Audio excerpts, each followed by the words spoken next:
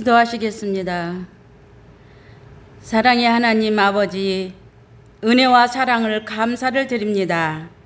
부족하고 연약한 저를 지극히 사랑하셔서 주님의 백성으로 삼아주시고 이 시간 주님의 성전에 나와 머리 숙여 주님을 찬양하며 기쁜 마음으로 예배를 드릴 수 있도록 인도하여 주심을 감사를 드립니다.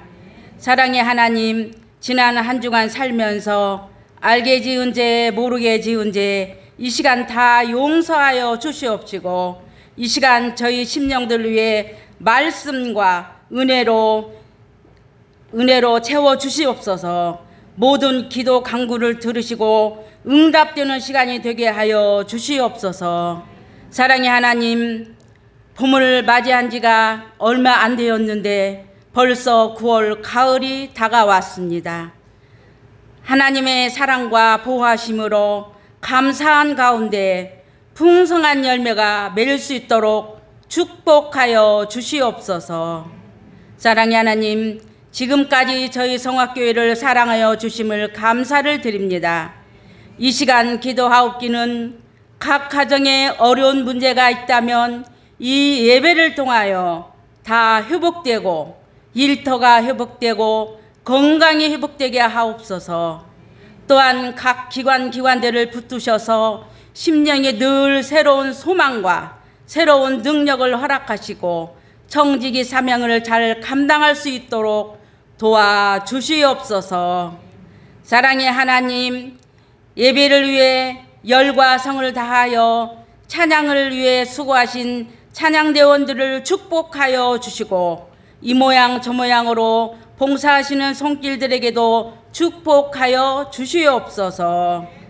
이 시간 이런저런 질병과 여러 일들로 예배에 함께하지 못한 성도들에게도 치유와 회복이 있게 하여 주시옵소서. 이 시간 간절히 기도하옵기는 온 교우들이 김수미 집사님을 위하여 기도하는 기도가 응답되기를 간절히 원합니다.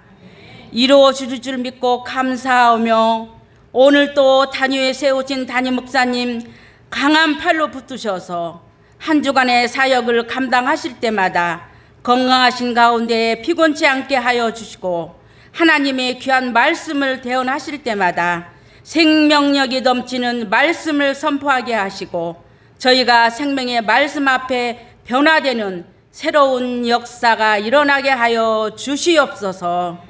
주실 줄 믿고 감사하며 살아계신 예수 그리스도의 이름으로 간절히 기도하옵나이다. 아멘.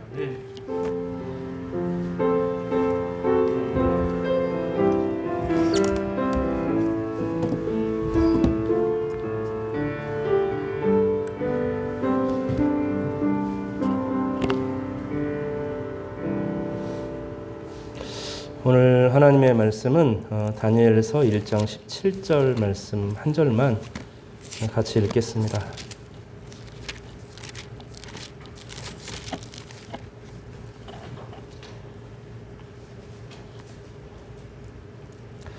한 목소리로 좀 읽을까요?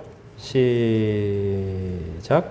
하나님이 이 네 소년에게 학문을 주시고 모든 서적을 깨닫게 하시고 지혜를 주셨으니 다니엘은 또 모든 환상과 꿈을 깨달아 알더라.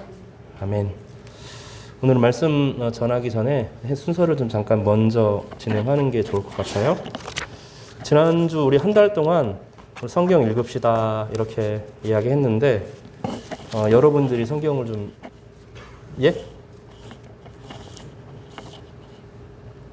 성경을 읽으셨어요. 그래서 제가 여러분 이제 그 읽으신 분들 잠깐 좀 앞으로 좀 모시겠습니다. 혹시 읽으셨는데 저한테 보내셨는데 제가 못 받을 수도 있으니까 그러신 분도 나오시면 좋겠어요. 주부에 제가 써놨는데 박정호 장로님, 김옥자 권사님, 박기업 권사님, 정당구 집사님, 배미숙 집사님 잠깐 나오시겠어요?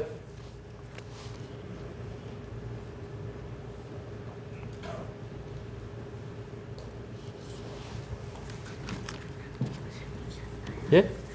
예? 아 그래요 제가? 자, 박정호 장로님이랑 이런 분들이 중직자를 안 받고 싶다 그러셨는데 그런 거 없습니다. 저희는. 자 장로님. 여기. 감사합니다. 네, 순서대로 김옥자 권사님. 또 박희옥 권사님. 정당구 집사님.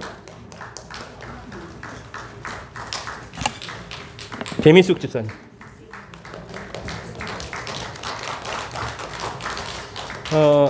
잠깐 좀 돌아서 인사 한번 할까요? 차렷 경례. 옛날에는 상품권 이런 거 드렸는데 오늘은 현금으로 좀 적지 않은 비용으로 챙겨 드렸습니다. 지난 이제 방송 지금 기다리시는 분이 계셔서 제가 잠깐 좀 올려서 줌으로 같이 예배 드리도록 그렇게 하겠습니다.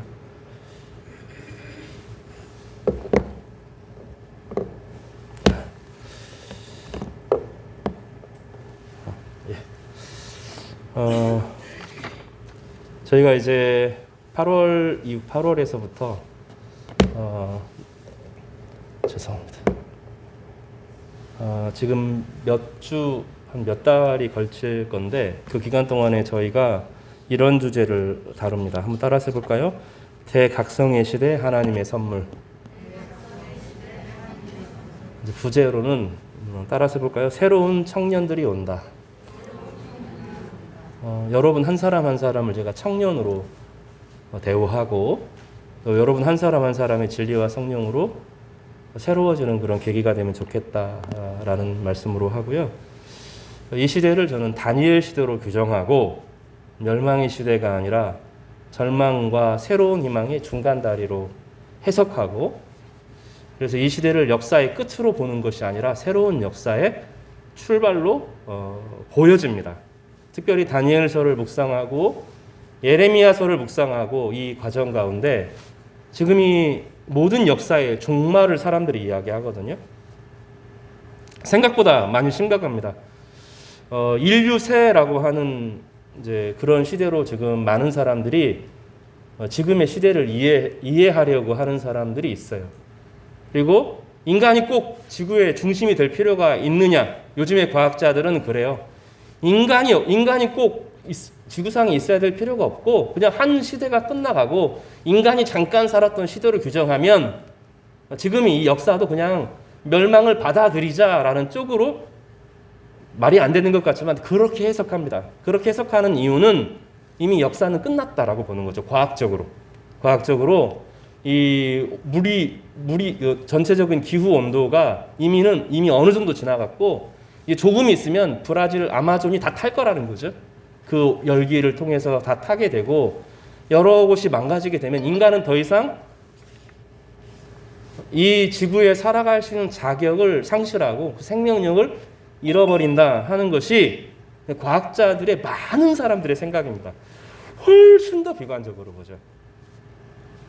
그런가 하면 최근에 지난주죠. 이스라엘에 막 전쟁이 일어난다고 하는데 또 한국의 한 목사님, 어떤 세대주의 목사님이죠. 그러니까 신천지만 위험한 게 아니에요. 개신교 안에 조그마한 신천지와 같은 역할을 하는 사람들이 많습니다. 신천지는 한 목회자가 이만이라고 하는 사람이 수십만을 자기의 손아귀에 잡아둔 거라면 많은 목회자들, 어떤 목회자들, 특별히 세대주의를 주장하는 사람들이 신비한 환상과 체험과 이런 것을 앞세워서 또 예배의 그 엄청나게 뜨거운 그 분위기를 앞세워서 사람을 확 쥐어잡고 이제 예수님이 오실 때가 멀지 않았으니 예루살렘에 가서 마지막 선교를 해야 된다. 이 얘기를 하면서 전쟁이 벌어지고 있는 와중에 자기 교회 사람들을 데리고 이스라엘로 넘어가는 일이 벌어져서 지난주에 문제가 된 일이 있었습니다. 우리는 아닌 것이 아니라 점점점 뭔가 이상해져 가고 있다는 것을 느끼고 있지 않아요? 뭔가 이상해지고 있다. 이 미국의 대선도 그렇고 예루살렘과 이스라엘과 팔레스타인 간의 전쟁과 하마스, 우크라이나 이런 전쟁들의 이야기가 점점 막 커집니다. 우크라이나가 러시아를 막 한편으로 이기고 있다라는 그런 희망적인 이야기를 듣지만 밀리면 핵이 터질 수도 있는 이야기고요. 또 이번 겨울을 어떻게 날 것인가, 지금 여름이라 그런데 겨울을 어떻게 날 것인가 유럽 사람들이 엄청 걱정을 합니다. 경제, 사회 모든 것이 이상해져 가고 있다는 것을 우리는 감으로 느끼는데, 도덕적인 질서들이 무너지고 있다는 것을 감으로 느끼지만 어떻게 할 수 없다는 것을 알죠. 그러면서 한편으로는 예수님이 오시는 것 아닌가, 역사가 이제는 인류 역사가 끝나는가 이런 생각이 들면서도 그 안에 어떻게 대비해야 되는지 또 모르고, 또 이 시대를 어떻게 인생을 살아가야 되는가. 이 한국 사회는 점점점 젊은 사람들에게 어려워지는 일들이 가중되는 상황인데, 그런 상황에서 또 이제 0.7에서 0.6으로 출생률이 떨어지고 거기서 다시 0.5까지 떨어질 것이다. 이게 이제 대략적인 예측입니다. 한때 잠깐 반듯하지만 그럼 우리나라는 어떻게 되는 것이지? 이런 불안함들이 있는 거죠. 이 불안의 시기에 정말 역사는 정말 끝인가? 하는 질문들을 하면서 그렇지 않다라고 보는 거죠, 저는. 그리고 또 언제 끝이 될지, 또 역사, 온 우주의 역사, 또는 대한민국의 역사, 이런 정치의 역사가 끝날지라도 하나님 앞에서 우리 인생을 어떻게 시작해야 되는가 하는 주제는 영원히 남기 때문에 개인의 종말과 상관없이, 또 한 사회의 종말과 상관없이 다시 시작하게 하시는 하나님의 은혜를 성경은 늘 이야기하기 때문에 그 지점들을 돌아보고자 하는 것입니다. 그래서 다니엘서를 중심으로 하는 저는 이것을 종말의 시대, 끝의 시대로 보지 않고 각성을 준비하는 이 준비 기간으로 보는 겁니다. 다니엘이 그렇게 시대를 해석하죠. 70년의 기간, 유다의 포로기를 많은 사람들은 이제 끝났다라고 설명하는데 그렇지 않다. 대각성을 위한 준비 기간으로 다니엘이 준비했을 때 새로운 시대가 열렸거든요. 그런 관점으로 다니엘서를 살펴보면서 6가지 주제들을 살펴보려고 하는 거죠. 우리가 지난번에 말한 것처럼 뜻을 세우는 것 지난주 살펴보았고, 오늘은 지혜에 대해서 살펴보고, 다음 주는 긍휼과 책임에 대해서, 그 다음 주는 기계와 용기에 대해서, 그 다음 주는 동역에 대해서, 마지막에는 기도의 정서를 이 주일 낮에 살펴보려고 하는 것입니다. 사랑하는 성도 여러분, 이 말씀이 지금은 역풍의 시대잖아요. 그렇죠? 바람으로 말하면 역풍의 시대인데 뛰어난 항해사들은 바람이 없는 것보다 차라리 역풍이 훨씬 낫다고 말하죠. 왜냐하면 바람을 이용하는 법을 아니까. 이 어두운 시대, 삶이 무너지는 이 역풍의 시대를 하나님의 성령의 능력으로 순풍으로 바꾸는 그런 은혜를 누리시기를 주님의 이름으로 축복합니다. 그리고 또 더 나아가서 기대하십시오. 다음 주일 오후부터는 요한계시록을 강의하려고 합니다. 근데 이제 설교식으로 하는 것이 아니라 강의를 하려고 해요. 설교는 순간순간의 은혜들이 필요하지만 역사가 정말 더 어떻게 흘러가는가, 다니엘서, 에스겔서, 요한계시록을 통해서 이 정말 종말론을 주장하는 바로 그런 사람들처럼 이야기가 흘러가는가, 제3성전 이런 얘기 하는데 그런 방식으로 움직이는 것이 아니라 성경은 도대체 뭐라고 말하는가, 이 불안을 말하는 것이 아니라 평강을 말한다 하는, 그리고 이 시대 가운데 우리가 여러 번 이야기했지만 하나님께서 우리 가운데 원하시는 것은 사랑의 회복이다라고 하는 관점으로 우리 에스겔서, 다니엘서, 요한계시록, 특히 요한계시록을 중심으로 다음 주 주일 오후부터 이제 강의를 하도록 그렇게 하겠습니다. 저는 나름대로 이제 어떻게 인생을 살아야 되는지, 이 교회가 이 마지막 시대라고 말하는 시대에 어떤 역할을 감당해야 되는지, 또 성도들에게는 어려움들을 어떻게 해석해야 되는지 하나님 주신 지혜를 함께 여러분과 탐구하고자 하는 것이고, 하나님의 성경은, 하나님이 우리 가운데 주신 성경은 이 부분에 우리에게 충분한 지혜와 지식을 주신다 하는 믿음이 있고요. 그 중심 안에 예수 그리스도가 우리와 함께 하시는, 이 정주하시는 은혜가 있음을 함께 나누고자 하는 것입니다. 여러분 이 일에 함께 동참해 주시고 마음을 다해서 하나님의 은혜를 누리시는 복된 성도님 되시기를 주님의 이름으로 축복합니다. 오늘은 그 서론을 우리가 벌써 이야기했고요. 지난주에 뜻에 대한 이야기를 했습니다. 뜻을 세운다는 것이 얼마나 중요한가. 뜻은 한편으로는 세우는 것이기도 하지만 하나님의 어려움과 고난을 통해서 우리 가운데 뜻을 주시는 것이기도 하다 하는 내용들을 살펴보았습니다. 뜻은 이제 레부라는 뜻인데 심장이라는 뜻입니다. 심장은 없으면 안 되는 거잖아요. 우리 인생에서 생명의 역할을 감당하는 심장인데 심장을 제 위치에 두는 것입니다. 마음과 의지와 뜻을 목적을 제 위치에 딱 두어서 그것을 통해서 모든 것이 바로 잡히도록 하는 것이라고 말하겠습니다. 하나님께서 에덴 동산을 만드시죠? 온 지구를 만드시고 온 우주를 아름답게 하신 이후에 에덴 동산에 인간을 두십니다. 그렇죠? 에덴 동산에 인간이 없어도 아름다웠겠죠. 그러나 인간이 거기에 있으면서 얼마나 아름다운지를 알고 표현하고 감사하고 누리고 살아가고 이 모든 것을 가꾸어 나가게 되죠. 에덴 동산에 인간을 어떻게 했어요? 두었죠. 이 두었다는 것을 지난주에 뭐라고 그랬어요? 따라서 볼까요? 숨. 히브리어로 숨이라는 단어를 씁니다. 두었다. 숨, 무어, 레부. 목숨을 두었다. 생명을 두었다. 심장을 두었다. 이런 뜻이죠. 그래서 우리 인생에 우리 생명을, 우리 목숨을, 우리 의지를 가장 적합한 곳에, 적합한 곳에, 적합한 장소에, 적합한 시간에 두는 것을 숨레부라고 부르고 이것을 우리 단위에서는 어떻게 번역했어요? 뜻을 정하다 이렇게 말하는 겁니다. 인생에서 어려움이 다가오는데 많은 사람들이 인생에서 어려우면 삶이 어려운데 오 잘됐다 내가 이 어려움을 통해서 극복해보고 더 멋있는 사람이 되어야 되지 그런 사람이 있어요 없어요? 없어요. 사실은 누구나 어려움이 오면 무너지고 지치고 피곤하고 절망하고 어려움이 계속되면 가정에 어려움이 생기면 이 어려움이 있으니까 서로 잘 돌보아서 멋있게 세워야지 안 그렇다니까요. 어려움이 있으면 어떤 문제가 생겨요? 경제적인 어려움이 생기면 제일 먼저 어떤 일이 생깁니까? 부부가 우리 가난해졌지만 이거 돈 의지하지 말고 서로 행복하게 살자? 안 그렇잖아요. 어떻게 합니까? 어려움 생기면 싸운다니까요. 기본적으로 공동체에 어려움이 생기면 서로를 의심하게 되고 이 어려움을 견디지 못하는 스트레스를 누구에게 풀어요? 상대방에게 풀거든요. 그러면 어떻게 돼요? 서로 싸우죠. 어려움이 생기면 무너지고 지치고 피곤하고 싸워요. 따라서 그러니까 무너지고 지치고 피곤하고 싸운다. 이 과정을 통해서 어떤 일이 벌어지죠?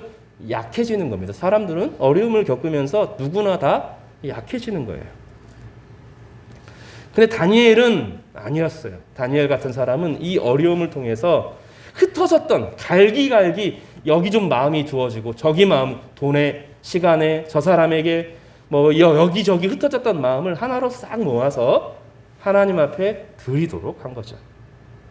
갈기갈기 찢어졌던 우리의 관심, 우리의 영혼, 우리의 마음을 모아서 하나님 앞으로 가져오는 것 이것을 뜻을 세운다라고 말합니다.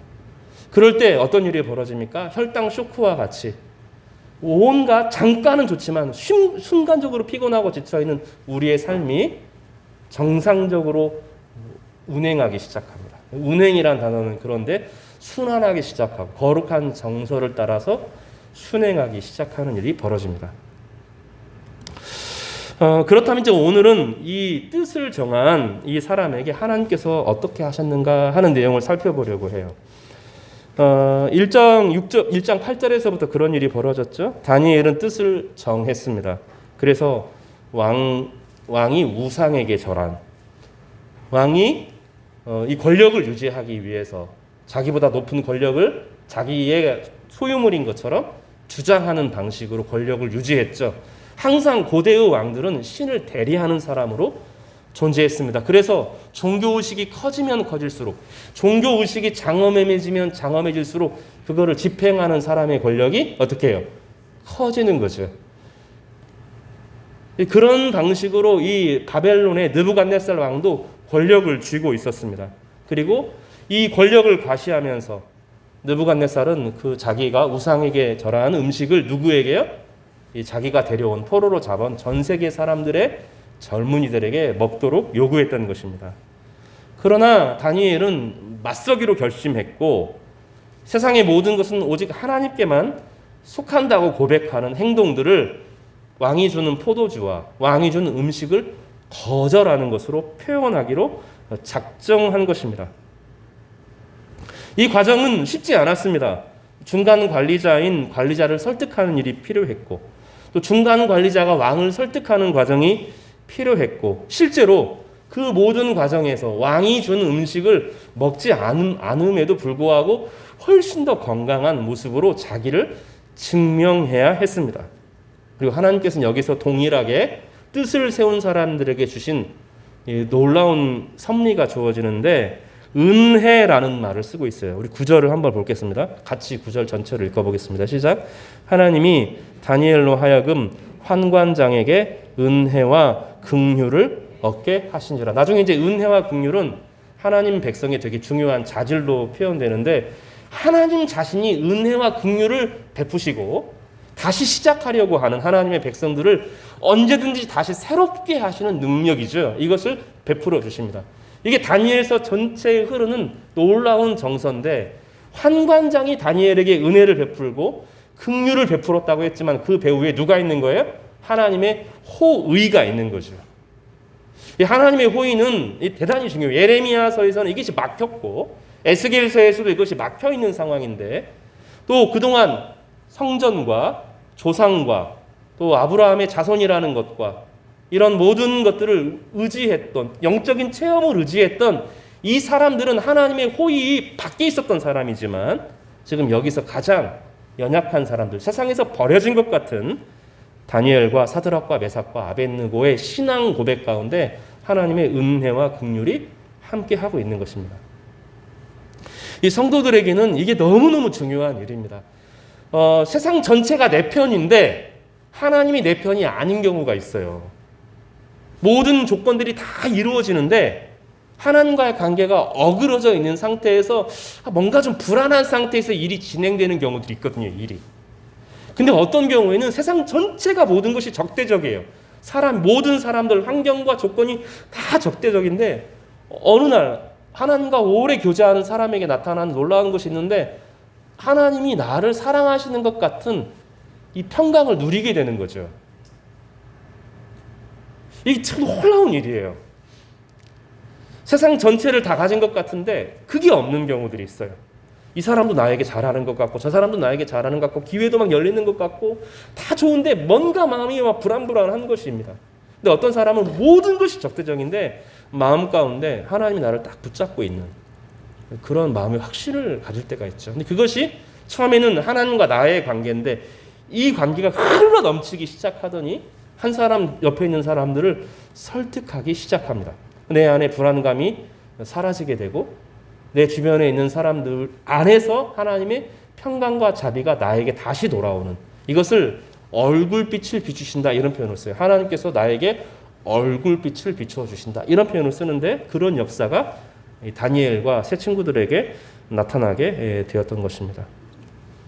그리고 이 모든 과정을 통하여서 다니엘과 사드락과 메삭과 아벳느고, 아직은 이제 유대 이름으로 불리지만 그 사람들에게 하나님께서 능력을 주시고 그들이 왕에게 절한 음식을 먹지 않아도 훨씬 더 건강한 모습으로 회복될 수 있는 은혜와 축복을 주신 것입니다. 두 가지 중에 하나일 거예요. 채소만 먹었는데 요즘에 웰빙의 비결을 미리 알았을까요? 그럴 수도 있잖아요. 그래서 미국식 사람들, 가난한 사람들은 피자 먹고, 우리는 이제 그렇게 생각 안 하지만 가난한 사람들은 피자 먹고 부자들은 샐러드 먹는다 뭐 이런 얘기 하잖아요. 근데 요즘에 이제 우리나라도 점점점 그렇게 하잖아요. 이제 피자는 언제 먹어요? 배고파서 먹는. 요즘에 배고픈 아이들이 많지가 않잖아. 오히려 몸을 어떻게 관리할 건가, 이게 문제인 경우들이 많잖아요. 다니엘이 그 비밀을 미리 알았을까요? 아니면 진짜 약한 음식을 먹어도 하나님께서 특별하게 보호를 하셨을까요? 우리는 이 상황에서는 알 수는 없습니다.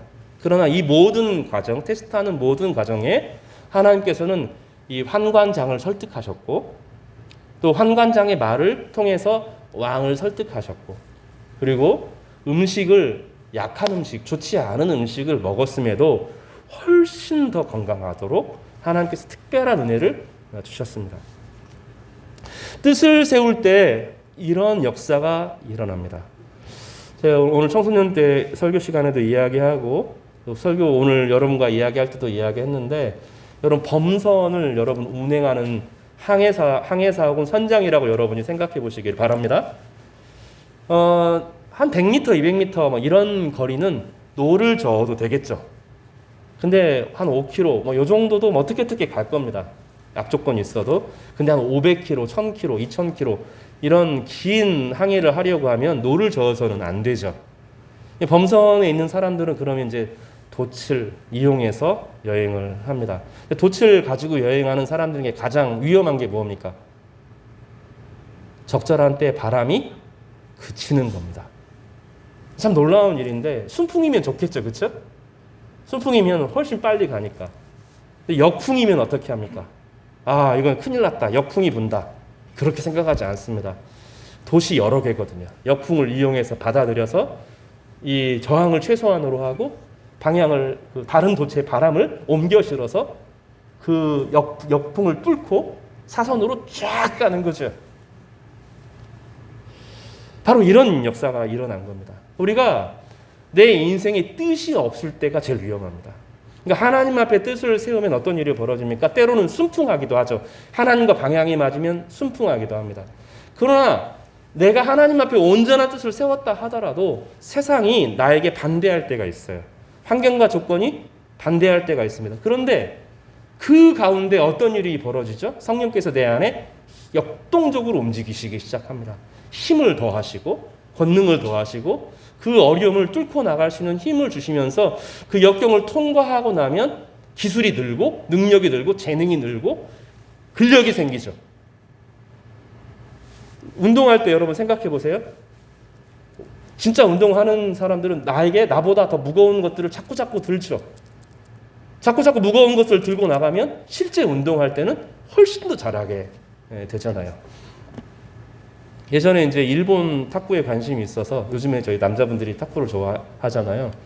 남자 탁구는 흉내를 못 내겠더라고요. 그래서 이제 일본 여자 탁구를 본 적이 있는데 이제 이토미야라고 하는 조그마한 아주 스파르타식으로 어릴 때부터 운동했던 어떤 여자 선수가 있는데 이제 너무 기술이 뛰어나는데 파워가 안 된다는 거죠. 그래서 어느 기간 동안에는 웨이트 트레이닝에 집중하면서 엄청난 무게를 들었다는 거죠. 그래서 지겹도록 운동을 했다는 거예요.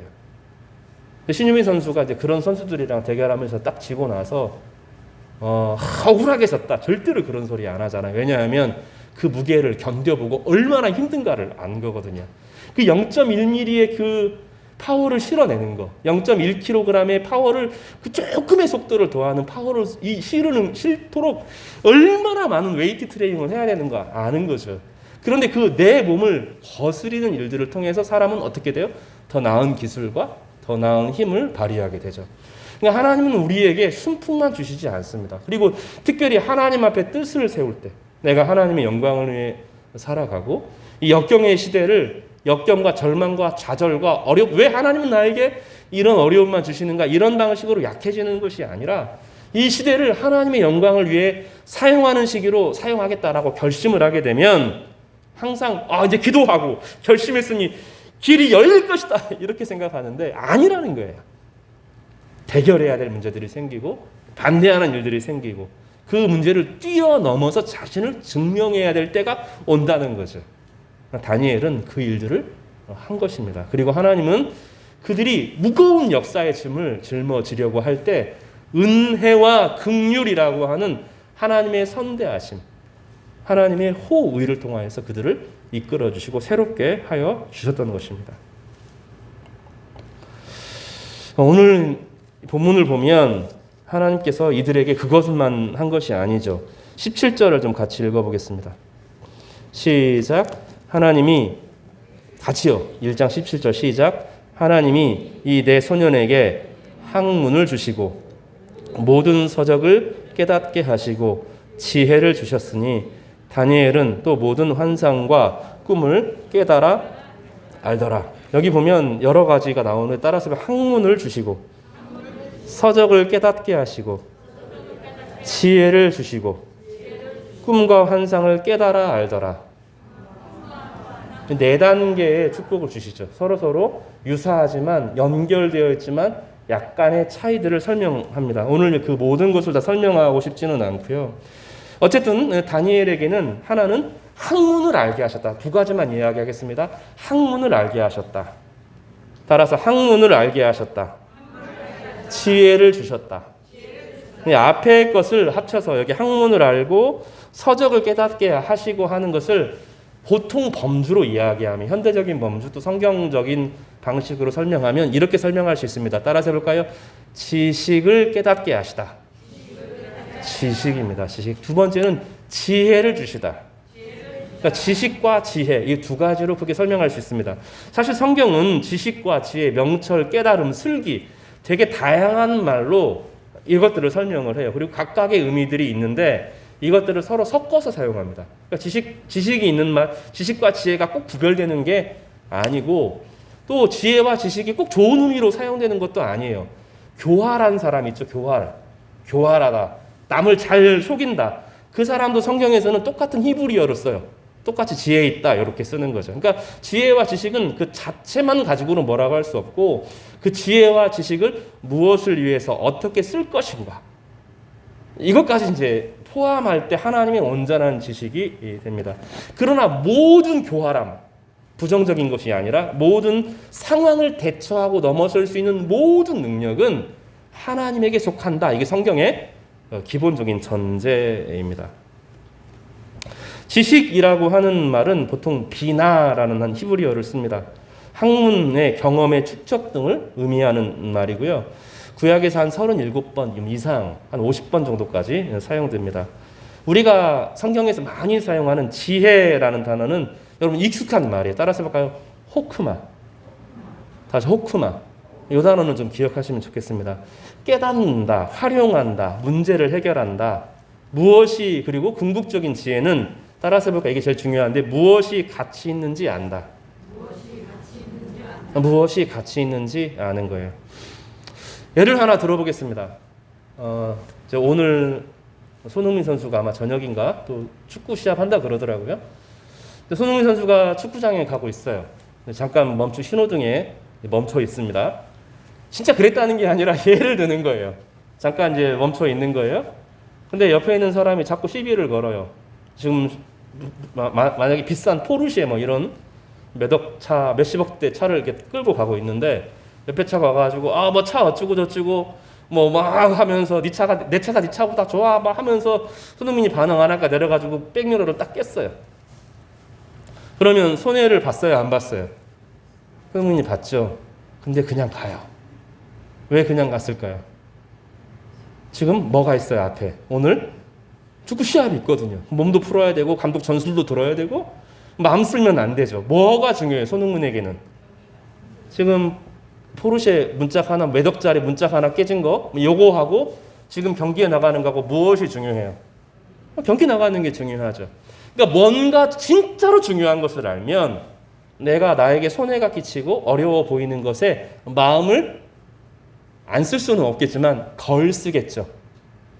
성경에서 말하는 지혜와 지식의 핵심은 정말로 가치 있는 것이 무엇인가를 아는 거예요. 그리고 이 지혜와 지식에서 가장 중요한 것은 생명이에요. 생명. 어떤 것보다 내 생명만큼 중요한 것이 없고 내 생명이 하나님에게서 비롯되고 하나님 안에 있는 다른 모든 생명들도 하나님 앞에서 존귀하고 소중하다는 것을 알아서 내가 가치 있다고 생각하는 많은 것들에 덜 마음을 쓰는 거예요. 그리고 그동안 흩어졌던 모든 마음들을 다시 모아서 하나님 앞으로 가져오는 것이죠.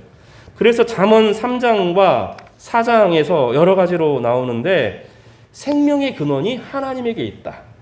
생명을 아는 것, 지혜를 아는 것이 그 무엇보다도 중요하다 하는 이야기를 강조하면서 계속 이야기를 하는 거예요. 젊은 사람들에게 잠언서 1장에서 31장까지 계속 강조를 하는 거죠.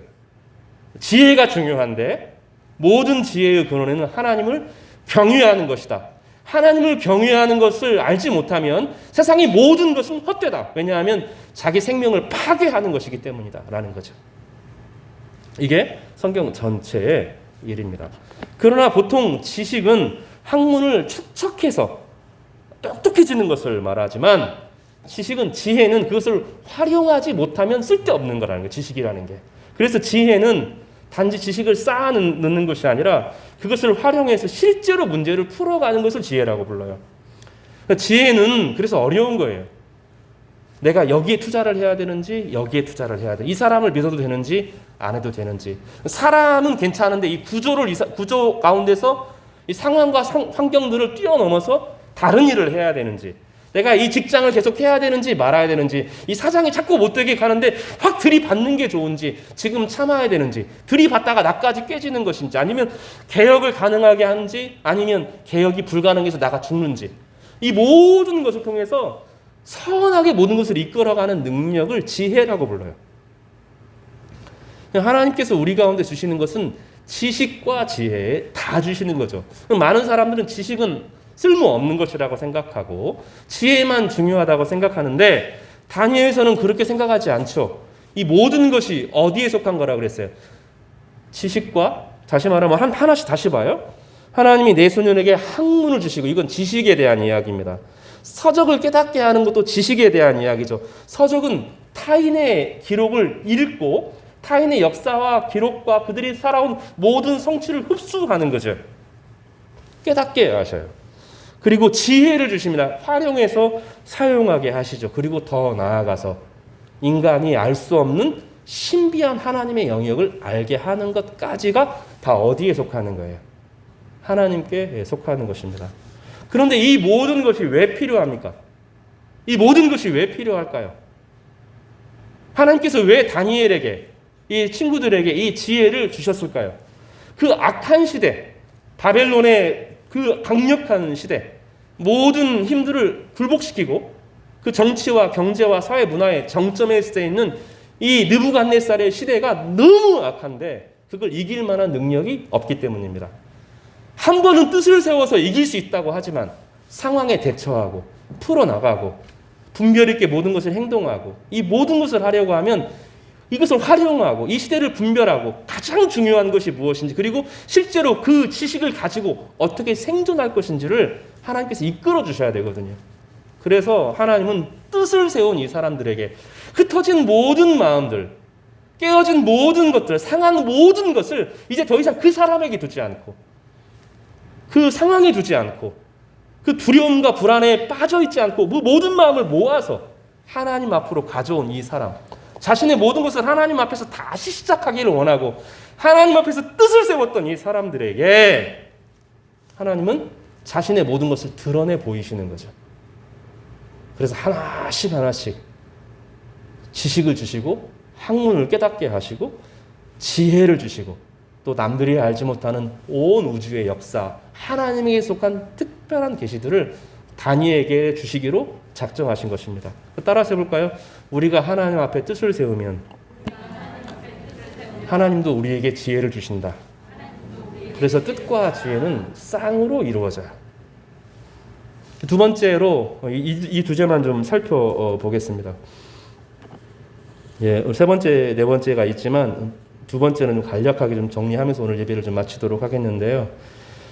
성경에 있어서 지혜가 여러 종류의 지혜가 있었다는 거예요. 요셉의 지혜가 있어요. 여러분 기억하세요? 요셉의 지혜가 있죠? 요셉에게 하나님께서 지혜를 어떻게 주셨어요? 먼저 하나님 앞에 망가진 가정이죠. 요셉을 생각할 때는 항상 깨어지고 망가진 가정을 생각해야 됩니다. 망가지고 깨어진 가정을 구원하기 위해서 하나님의 뜻을 먼저 보여주셨죠. 그래서 요셉은 뜻을 세운 사람이 아니라 하나님께서 뜻을 세우도록 하신 사람이죠. 그리고 요셉에게 지혜를 주시는데 어떻게 지혜를 주셨어요? 상황을 겪어가면서 지혜를 주셨죠. 그래서 요셉은 어느 날 가만히 있는데 하나님께서 막 지혜를 주셔서 모든 것을 깨우치는 그런 지혜를 주신 것이 아니지요. 요셉은 팔려갔지요. 그렇죠? 그리고 작은 가정, 물론 이제 보디발의 집이니까 우리 같은 집은 아니겠지만 한 가정을 경영해 보도록 했죠. 그리고 또 어떤 일을 겪었습니까? 감옥에도 내려갔죠. 감옥에 내려가면서 어떤 경험을 했어요? 정직한 사람이 어떻게 억울한 일을 당하는가 경험하지 않았겠어요? 그래서 그는 정의가 패배하는 것을 보았어요. 요셉을 이해할 때는 그게 되게 중요해요. 요셉은 정의가 악의에 의해서 지는 것을 보았어요. 자기는 선한 마음으로 형들을 대했는데 형들이 자기를 팔아 넘기는 악의를 경험했죠. 그죠? 보디발을 충성했는데 보디발이 어떻게 했어요? 보디발의 아내가 그를 고생하니까 보디발이 그를 어떻게 해요? 감옥에 쳐넣죠? 그러니까 정의롭게 했는데 어떤 일을 경험해요? 부당한 일을 경험하죠. 부당한 대우를 받았죠. 그리고 감옥 속에서 어떤 사람들을 보았을까요? 여러분 잘 생각해야 돼요. 이집트의 가장 밑바닥에 있는 사람들을 만났겠죠. 그럼 머리로 우리가 생각하는 하나님의 지혜들을 많은 사람들이 내가 어느 날 오랫동안 기도하면 하나님께서 막 주신다고 생각을 할 때가 있어요. 그래서 내가 그래도 신앙생활 안 하고 있다가 이제 맘 잡고 신앙생활하고 예배도 열심히 들으려고 하고 성경도 좀 읽었는데 성적이 안 나와요. 그렇죠. 10시간 공부한 사람이 있는데 내가 신앙생활 좀 시작했다고 2시간 공부하고 10시간 공부한 사람이 이기도록 하는 그 도둑놈이죠. 하나님 그런 사람, 그런 방식으로 그를 만들지 않고 그가 그 환경에서 충분히 경험하면서 그것들을 실제로 경험하고 학습하고 이기도록 하시죠. 하나님께서 기도에 응답하시는 방법은 크게 두 가지입니다. 하나는 너무 신앙이 어릴 때, 너무 상황이 어려울 때 그 문제를 실제로 풀어주는 경우가 있어요. 이런 역사가 여러분에게 있기를 바랍니다. 기적을 통해서 하나님의 은혜를 누리시기를 바라요. 그런데 거의 99%는 그렇게 안 하셔요. 그렇게 안 하시고 어떻게 하죠? 그 일들을 실제로 감당할 수 있도록 나로 하여금 능력을 갖출 수 있는 기회를 주시죠. 그래서 공부하게 하시고 그 일을 감당하게 하시고 그런 사람들을 먼저 만나게 하시고 이 경험을 쌓아서 그걸 목적이게 사용할 수 있는 법들을 하면서 우리 마음을 지켜주시도록 하죠. 그리고 순리대로 그 일들을 풀어나갈 수 있도록 도와주셔요. 그래서 왜 기도 응답을 안 하시는 게 아니라 하나님께서 우리를 그 기도를 받을 수 있는 그 상황을 극복할 수 있는 사람으로 만들어 가시는 경우죠. 그런 지혜가 어디에요? 대표적인 사람이 누구예요? 요셉이에요. 요셉. 하나님의 뜻을 먼저 주시고 지혜를 기르셨죠. 그래서 요셉은 어떻게 해요? 지혜로 기르신 사람. 따라서 해서 지혜로 기르신 사람. 그래서 나중에는 보면 그는 순진하게 정치를 안 해요. 그래서 하나님께서 풍년을 주실 때 나눠주거나 공짜로 안 하죠. 싹 모았다가 나중에 흉년이 있을 때 이제 구제를 하는 방식이 아니라 내가 이 풍성한 동식을 나눠줄 테니까 너희 어떻게 해야 돼? 어떻게 합니까? 여러분 기억하셔요? 우리가 요셉을 읽을 때 하나님 복 받아서 잘 됐다 그렇게 하면 안 돼요. 요셉이 어떤 정치를 합니까? 지역마다 왕궁이 아니라 지역마다 창고를 두게 하고 그죠? 그 다음 어떻게 해요? 너 곡식 먹으려고 하면 이 땅 가지고 와 해서 모든 땅을 점점 7년 동안 어떻게 합니까? 땅 전체를 국유화시키죠. 그런 과정을 통하여서 이집트 전체를 구원하고 이집트 전체 새로운 정치 시스템을 가져오잖아요. 하나님께서 기르신 것입니다. 그러니까 하나님은 순진하지 않아요. 그리스도인들이 순진하게 대하는 게 아니에요. 그 사람들이 나에게 악한 사람들이 내가 막 잘해주면 문제가 그거는 낮은 수준에서 이야기죠. 악을 봐요. 요셉은 그걸 알았어요.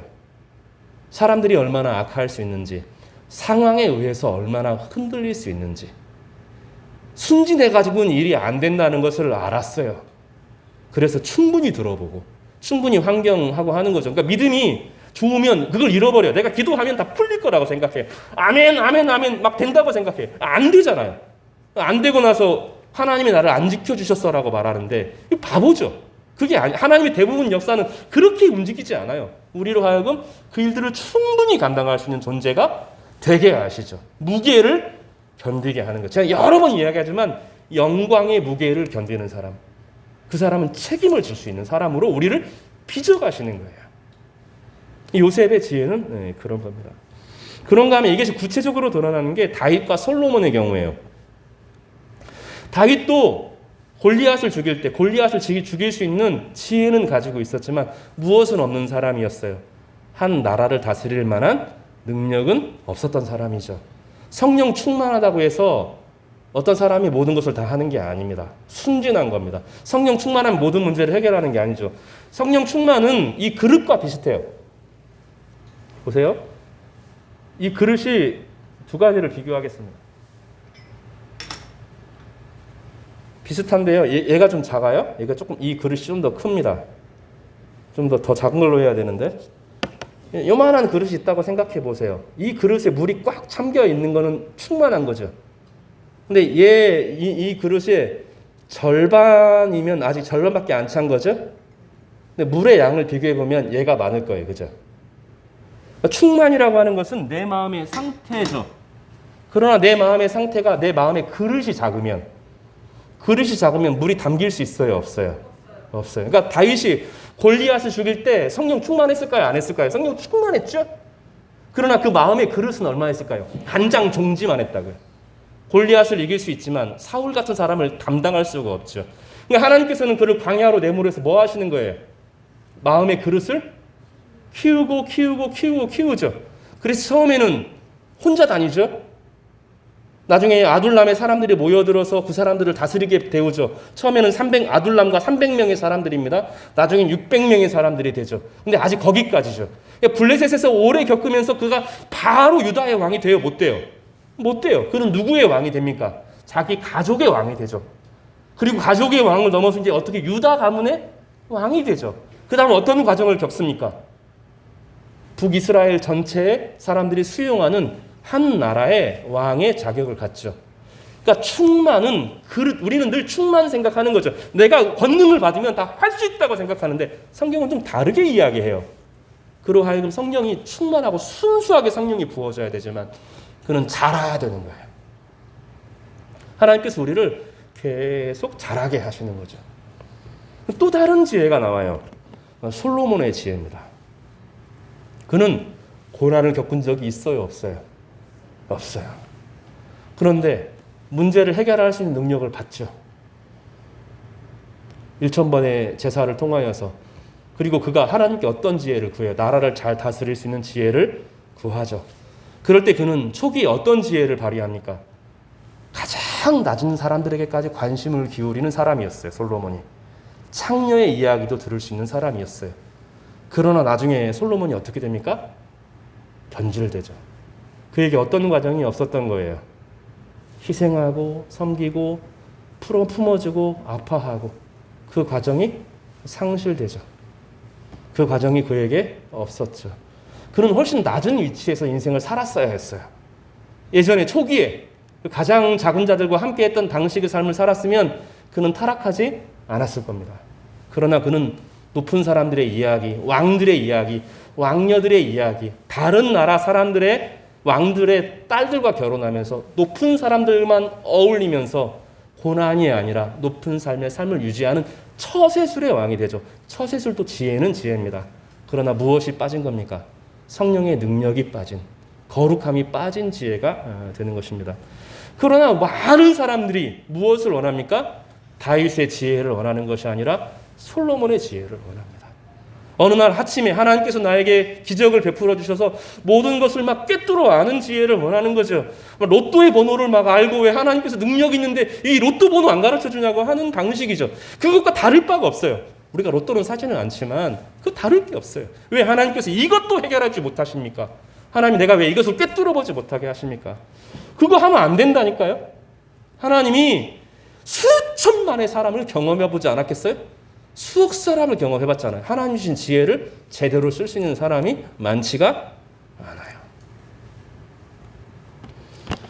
그리고 이제 비로소 다니엘의 지혜가 나오는 것입니다. 다니엘은 예레미야의 말씀을 자신의 삶에 받아들였고 삶의 수많은 어려움들을 보았고 어떻게 사람들이 망가지는 것도 보았고 무엇이 가짜가 빛을 발하는 것도 보았고 진리가 어떻게 역사하는지도 보았습니다.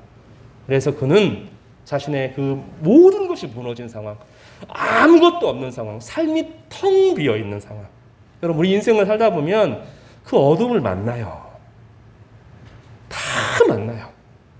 인생의 어둠을 만나요. 인생의 텅 빈 순간을 마주하게 돼요. 근데 많은 사람들이 그때 하나님이 없다 하고 떠납니다. 근데 그게 아니에요. 그 모든 과정을 통하여서 하나님의 살아계심을 경험하게 되는 거예요.